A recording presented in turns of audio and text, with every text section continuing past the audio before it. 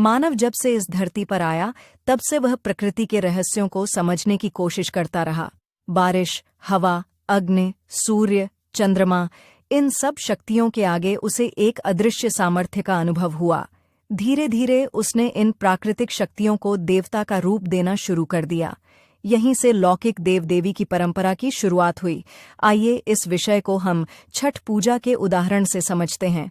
मगध क्षेत्र यानी आज का बिहार और आसपास का इलाका एक ऐसा प्रदेश था जहां जल की बहुत कमी थी। लोग पूरी तरह वर्षा पर निर्भर थे। अगर वर्षा अच्छी हुई तो फसल अच्छी होती और अगर वर्षा कम हुई तो भूख और संकट आ जाता। ऐसे में लोगों ने सूर्य की पूजा शुरू की, क्योंकि वे मानते थे कि सूर्य की कृपा से ही बादल बनते हैं, वर्षा होती है और जीवन चलता है। धीरे धीरे सूर्य को छठ माई के रूप में पूजना आरंभ हुआ। इस तरह जो प्रकृति की शक्ति थी वह लौकिक देवी बन गई। अब देखिए, इस पूजा में कौन कौन सी वस्तुएं लगती हैं। चावल, गेहूं, ठेकुआ, केला, ऊख, नींबू। इनमें से एक भी वस्तु वैदिक अनुष्ठान में नहीं मिलती। वेद में केवल जौ का उल्लेख मिलता है, लेकिन छठ पूजा पूरी तरह लोक जीवन की उपज है। इससे साफ समझ आता है कि यह वैदिक नहीं, लौकिक परंपरा है जो आम लोगों के जीवन, उनके दुख सुख और उनकी जरूरतों से निकली।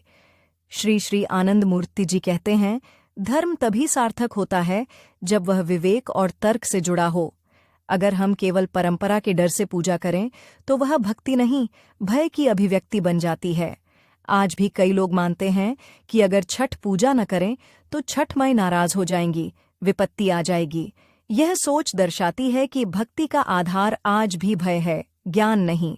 लेकिन सच्चा धर्म भय में नहीं, प्रेम और विवेक में होता है। हम यह भी देखते हैं कि कैसे भाषा और संस्कृति में यह लौकिकता घुली हुई है। जैसे गेहूं शब्द संस्कृत के गो धूम से बना है, जहां गो का अर्थ है जीभ और धूम का अर्थ है आनंद, यानी जो जीभ को आनंद दे वही गोधूम।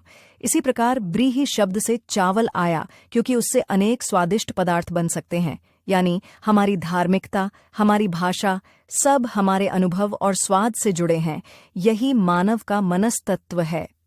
प्रिय भाइयों और बहनों, जब हम इन परंपराओं को गहराई से समझते हैं तो हमें एहसास होता है कि देवता बाहर नहीं, हमारे मन में हैं। हमने भय और आशा से मिलकर उन्हें गढ़ा है। वह श्रद्धा तभी सार्थक है जब उसमें ज्ञान और विवेक भी जुड़ा हो।